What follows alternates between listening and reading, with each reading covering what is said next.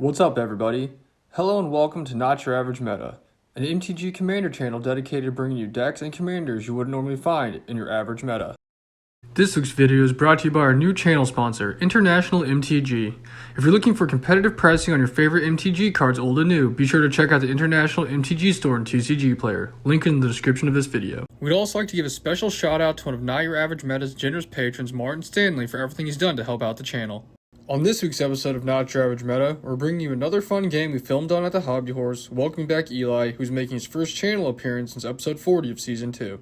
This week's matchup features Eli bringing his Golgari Super Friends deck to the table, being led by Carth the Lion, Patrick returning once again playing his Locust God deck, Fallgirl playing his Flamewar Brash Veterans Transformers deck, and Martin making another appearance barring Eli's Chiss-Goria Forged Tyrant deck. Now that we're fighters, let's step into the Thunderdome and see which deck will come out on top. Turn 1, Fog plays a Swamp that pays 1 for a Blood Fountain, creating a Blood token when enters play.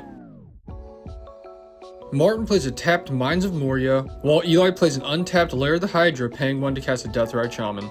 Patrick plays a tapped Memorial to Genius, while Fog then draws for turn and plays a Mountain, before paying 2 to cast the vehicle side of his commander. Martin plays a Treasure Vault for turn, before then paying 2 to cast an Everflowing Chalice kicked once, having it enter with 1 counter on it. Eli plays a Snow-Covered Forest, before paying to cast a Sakura Tri-Belter and going to combat, hitting Fog for 1 damage. Patrick plays a Tectonic Edge for turn before mistakenly enchanting Fog's commander with a Curiosity. Fog plays a tapped Dross Forge Bridge for turn before casting a Guild Artisan. He then goes to combat, swinging his commander over at Patrick, which creates him 2 treasure tokens on attack. He then transforms his commander over to the robot side, before he then sacks his blood token to his commander's ability, turning it back into a vehicle with an additional 1/1 counter. He then remembers to intel his 2 cards and passes his turn to Martin, who plays a Mountain for turn. Martin then casts a Nimble Right Schematic, which has him creating a 1/1 colorless construct when it enters play.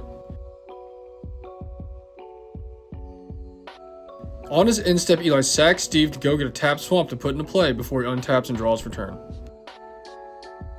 He then plays a Fabled Passage for turn before he then cracks it to go get a Snow-Covered Swamp from his library. Martin then cuts his deck while Eli taps out to cast his commander Carth. Eli then reveals the top 7 cards of his library, whiffing and passing his turn to Patrick while he bottoms the cards in a random order and Patrick draws for turn. Patrick then plays an island and passes. Fog plays a Spire of Industry for turn before paying 3 in order to cast Tenzo Godo's Maul. He then pays an additional 1 to equip it to his commander. Fog then goes to combat, attacking Eli with his commander, which has him dealing 6 damage and exiling the top 6 cards of his library while he creates 2 more treasure tokens and transforms his commander. Martin draws for turn and then plays another Mountain before tapping out in order to cast his commander Chiss-Goria, and in response, Patrick casts an Una's Grace in order to draw a card. Martin then goes to combat, swinging his Construct over at Fog and his commander over at Eli, which then has him exiling the top 5 cards of his library. Everybody then takes their damage and Martin casts a Hangerback Walker where X is equal to 2. Eli starts his turn by casting Nissa's Shadowed Boughs before immediately down-ticking her in order to go get Steve and put him back into play with 2 additional +1/+1 counters on him. This then triggers his commander, which once again has him looking at the top 7 cards of his library, this time revealing a Nissa Ascended Animist. He then bottoms the rest of the revealed cards and plays a Snow-Covered Forest for turn. Patrick plays another island for turn before he then taps out and casts Kamina's Awakening. Fog draws for turn and then pays 2 to cast a Night's Whisper, which has him drawing 2 cards and losing 2 life. He then plays a Swamp for turn before sacking his blood token to his commander in order to flip it back to its vehicle side and add an additional counter to her. Fog then pays 3 to cast a Mask of Grizzlebrand before he then sacks 3 of his treasure tokens in order to equip the mask to his commander.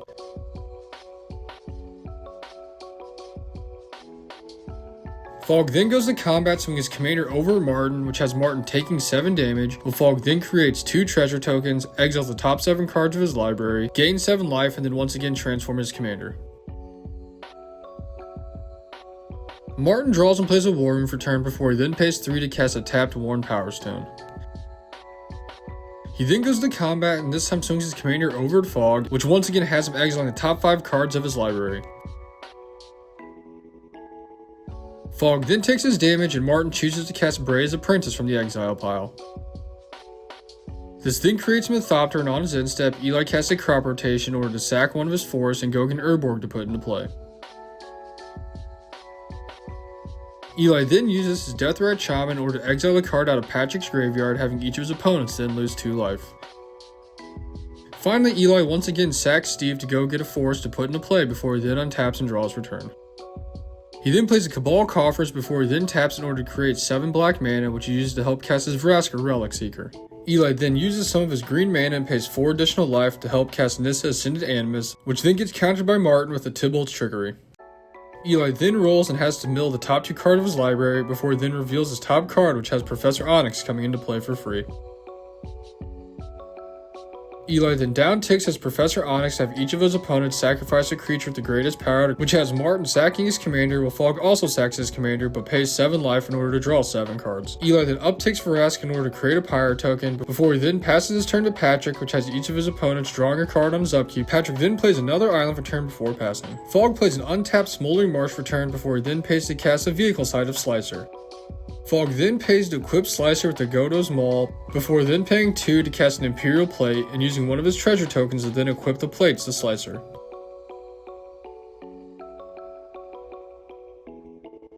Fog then goes to combat and decides to swing Slicer over Eli, who then gets taken down to 8 life, while Slicer then transforms over to the robot side with damage being dealt, and Fog ends his turn giving Slicer over to Martin on Martin's upkeep. Martin then draws return and then goes straight to combat, swinging Slicer over Patrick, taking him down to 10 life. He then makes a misplay by sacking Slicer to Bray's Apprentice, putting him into Fog's graveyard where he exiles the top card of his library. He then pays to cast the revealed Mana Vault, before he then pays an additional 2 in order to cast a Pride Statue, which creates him a treasure token when he enters play. This then gives him enough artifacts in order to help him recast his commander a second time, before he then casts a Commander's Plate and pays to equip it to his commander. Eli then draws return and then upticks his Professor Onyx, losing a life and looking at the top 3 cards of his library.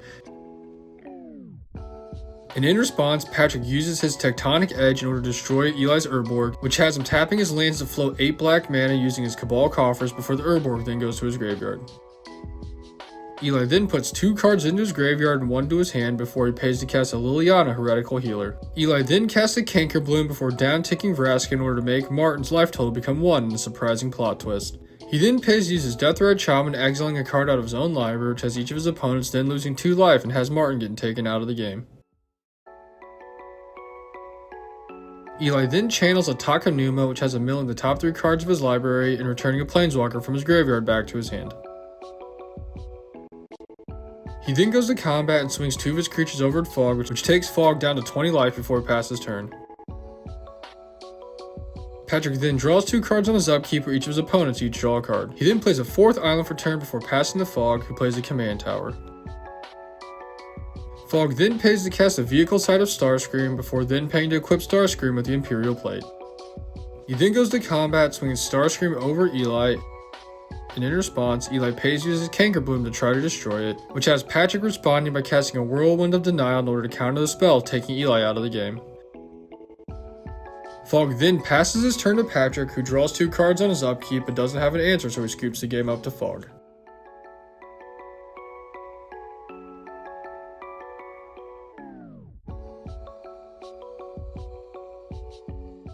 Thanks for watching, and don't forget to like, comment, and subscribe in order to see more games and decks you wouldn't normally see in your average meta.